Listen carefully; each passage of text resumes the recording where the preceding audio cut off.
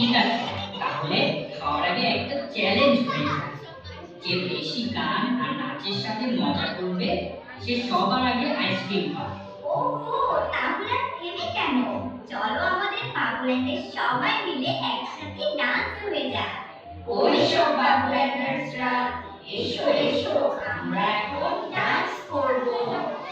কি মজা যে আইসক্রিমের